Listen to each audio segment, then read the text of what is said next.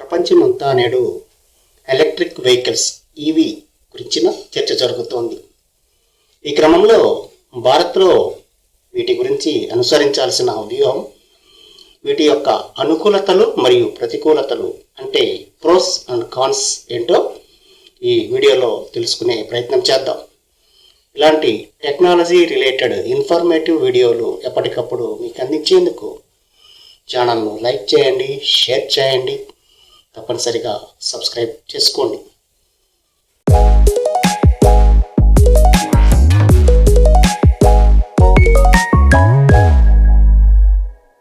మొట్టమొదటిగా ప్రోస్ అంటే ప్రయోజనాలు ఏంటో తెలుసుకుందాం.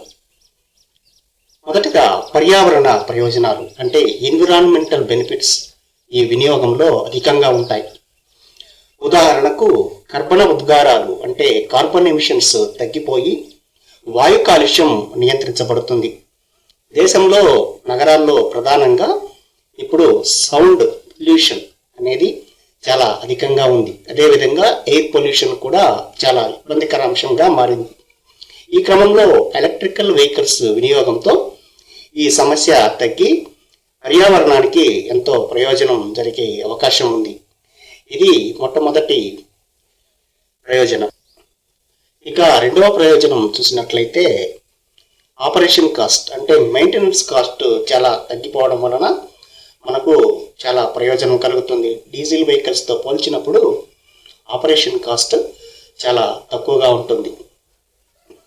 ఇక మూడవది అన్నిటికంటే ముఖ్యమైనటువంటి ప్రయోజనం చూసినట్లయితే గవర్నమెంట్ స్కీమ్స్, ప్రత్యేకించి ఫేమ్ పేరుతో, ఫేమ్ అనగా faster adoption and manufacturing of hybrid and electrical vehicles, fame పేరుతో కేంద్ర ప్రభుత్వం ఒక నూతన విధానాన్ని ప్రకటించింది.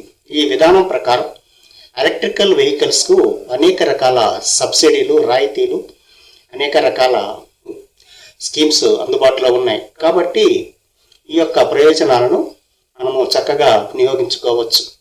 ఇది మూడవ ప్రయోజనం.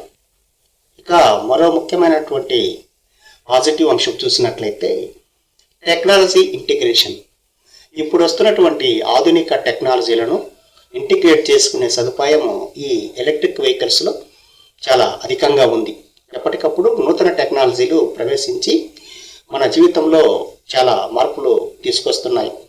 ఈ క్రమంలో పాత వెహికల్స్ని వదిలించుకొని ఇలాంటి క్రొత్త ఎలక్ట్రిక్ వెహికల్స్ని వినియోగించడం ద్వారా ఆధునిక టెక్నాలజీని సమర్థంగా వినియోగించుకొనవచ్చు. ఇది మరో ముఖ్యమైనటువంటి ప్రో. అయితే వీటితో పాటు డీజిల్ వెహికల్స్తో పోల్చినప్పుడు శబ్ద కాలుష్యం చాలా తక్కువగా ఉండడము, అదేవిధంగా ఆయిల్ ఇంపోర్ట్స్ తగ్గి విదేశీ మారక ద్రవ్యము ఆదా అయ్యేటువంటి అవకాశం కూడా ఈ ఎలక్ట్రిక్ వెహికల్స్ నందు ముఖ్యంగా ఉంది. అయితే ఇన్ని అనుకూలతలు ఉన్నప్పటికీ మరికొన్ని ప్రతికూలతలు కూడా లేకపోలేదు. అవే చూద్దాం. కాన్స్ ఏంటి చూద్దాం. కాన్స్ విషయానికి వచ్చినట్లయితే మొట్టమొదటి ఇబ్బంది హై ఇనిషియల్ కాస్ట్ అంటే మొదట్లో చాలా ఎక్కువగా పెట్టుబడి పెట్టినట్లుగా అనిపిస్తుంది. ఇది ప్రధానమైనటువంటి సమస్య. మరో ముఖ్యమైన సమస్య చూసినట్లయితే ఛార్జింగ్ ఇన్ఫ్రాస్ట్రక్చర్ సక్రమంగా అందుబాటులో లేకపోవడం. ఏదైనా మార్గమధ్యంలో మనకు ఛార్జింగ్ ఇబ్బందులు జరిగినప్పుడు మనకు సాధారణ పెట్రోల్, డీజిల్ వెహికల్స్ లాగా ఎక్కడికక్కడ పెట్రోల్ బంకులు అందుబాటులో ఉన్నట్లుగా ఛార్జింగ్ పాయింట్స్ అనేవి అందుబాటులో లేకపోవడము ఈ రంగంలో ప్రధానమైనటువంటి సమస్య. మరొక ముఖ్యమైన సమస్య కూడా ఉంది. అది బ్యాటరీ యొక్క కెపాసిటీ. దూర ప్రాంతాలు అంటే లాంగ్ జర్నీస్కు చూసుకున్నప్పుడు ఈ బ్యాటరీ కెపాసిటీ అనేది ఒక ప్రతికూల అంశము. అదేవిధంగా ఎలక్ట్రిసిటీ కూడా, అంటే ప్రత్యేకించి గ్రామీణ ప్రాంతాల్లో రూరల్ వెహికల్స్లో కొన్ని సందర్భాల్లో మనకి అన్ఇంటరప్టెడ్ పవర్ సప్లై అనేది అందుబాటులో ఉండదు. ఈ కారణం చేత కూడా ఈ ఎలక్ట్రికల్ వెహికల్స్ యొక్క వినియోగంలో కొన్ని ఇబ్బందులు ఉన్నాయి.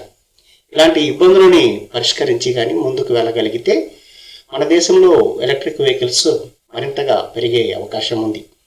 ఇది ఈనాటి వీడియో.